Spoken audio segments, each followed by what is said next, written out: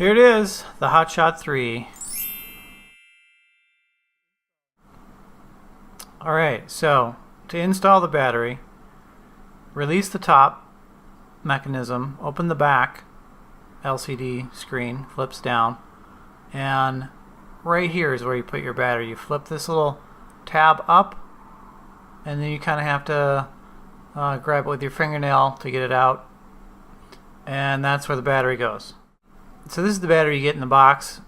You got a positive and a negative, like any battery. And if you look inside the battery slot, you see where the positive and negative go. With this battery, you put the printed side down. You can accidentally put the battery in the wrong way, and it could lead to a short circuit. So double check when you're installing. For the SD card in this camera, it's not supplied, so you need to buy it, and you only get a class 4 or higher SDHC card, and not more than 32 gigabytes. So you notice the card has a little notch cut out of the corner of it, and if you look at the back of the camera right here, you'll see that it tells you how to put this card in with the notch. When you do put it in, it uses a spring, and you need to use your fingernail to get it all the way in there, and it clicks.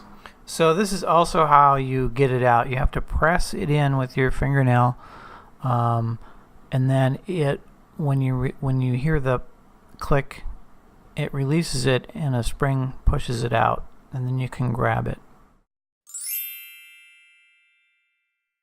In the box supplied is a USB cable. It has a mini connector here and a full-size USB connector. So you also get this wall charger. You take the USB cable, plug it into the charger, put that into the wall, and the other end goes into the camera. Just open up the back and plug the cable right into the USB connection. Be sure your battery's in your camera to charge. You can also take the USB cable and plug it into your computer and charge the camera this way. Also included in the box is a cigarette lighter adapter to charge your camera on the go. The red light turns on when it's charging, and when it's done, the red light turns off. It takes about 3 hours to charge a battery from empty. An HDMI cable also comes in the box. You can connect this to your HD TV and watch live on your big screen. The HDMI cable plugs in right here. You also have cables in the box for your standard an old style TV out, and you get a mic cable and a mic in the box. You plug that in right here, and you can use it with the back LCD screen down. There's a pretty good built-in mic in this camera. It records up to about 3 feet away. It does change sensitivity depending on the input. This camera has a 16 megapixel CMOS sensor. You can record at a lower resolution to get more images on a card, but you're also sacrificing quality as you go down. Of that 16 megapixels, it uses 5 megapixel for the video side. It shoots in 1080 progressive, full quality HD in 30 frames a second. It also can shoot in 720 progressive in 60 frames a second or 30. At 720p at 60 frames a second is one of the coolest features of this camera, which means that you can shoot at 60 frames a second and then convert it back down to standard 30 in edit and have slow motion. This camera also shoots in standard definition. That's the old way. It's lower quality, both in 60 frames and 30. That's the WVGA resolution. The other frames per second for the HD is 25. This is a more cinematic look. This camera is in a fairly rugged housing. It's waterproof up to 30 feet. To power up the camera, hold the power button down for 3 seconds until you hear the chime. See on the back, the screen's on. This is a 1.5 inch screen. It comes with the camera. Other cameras, you have to pay for this as an accessory. Right in front of the power button is a record button. This is used for both camera, video recording. As you can see here, hit it once to record, once again to stop recording.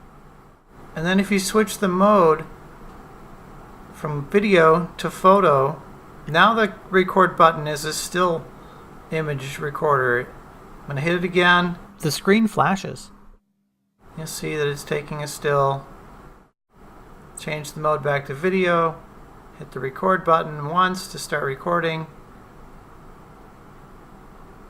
And if I hit the mode button while I'm recording video, I can take a still photo at the same time. This camera records JPEGs for the digital stills. You can edit those in any editing software. This camera shoots AVC HD or MPEG-4 movies. Current video editors will easily be able to edit this directly without having to convert it. This camera has 4x digital zoom, and you can access it on the back. Use the arrows on either side to zoom in and zoom out. Here's another cool feature of this camera. You can flip it upside down and record it upside down, but it will record right side up. Just be sure to record after you've flipped it over. If you record while you're flipping it, it will record upside down, not something you want to have to correct. To get to the menu, you'll hit this left button and cycle through video and photo to get to the menu here. So to change positions on the menu is left and right, and then this center button between the left and right is select. So to change the video resolution here, left and right, and then to select it you hit the center button. I would keep it at 1080 or 720. You can change the photo size from 16 megapixels down. You can record overwrite, which will record over the old footage. I would keep this off. With motion detection, it'll record up to 5 minutes, all the way down to 30 seconds after the camera's been triggered. You can change the language. The time and the date is important to change to get it to your time and date. You can reduce flicker on your TV or computer if you're recording either of those. This will reduce the wavy lines that you see on a computer screen. I would keep it on NTSC if you're in the United States. If you're European, PAL is what you'd choose. I wouldn't mess with the white balance, it's on auto. I wouldn't mess with the exposure adjustment bias, or the contrast, or the sharpness, or the ISO, it's on auto. This is the volume for the mic. You don't want to change this from 16, or you're going to reduce the amount of input on the volume of the mic. Here you can turn the beeping sound on or off. This is to reset back to the default settings, and this is your format. If you want to format your video card, that means you're deleting the images off your card. So you've downloaded to the computer first. There is a safe mechanism there. And then this is the auto power off for the camera to just shut down after you've stopped using it. Saves your battery. You can turn the LCD off and still run the camera. This will save your battery as well. Self-capture is a time-lapse mode where you can select still images. It'll automatically shoot 3 frames a minute, 5, 10, 30, or 60, and then edit them into a sequence like this. This is for software updating. You probably won't ever use it.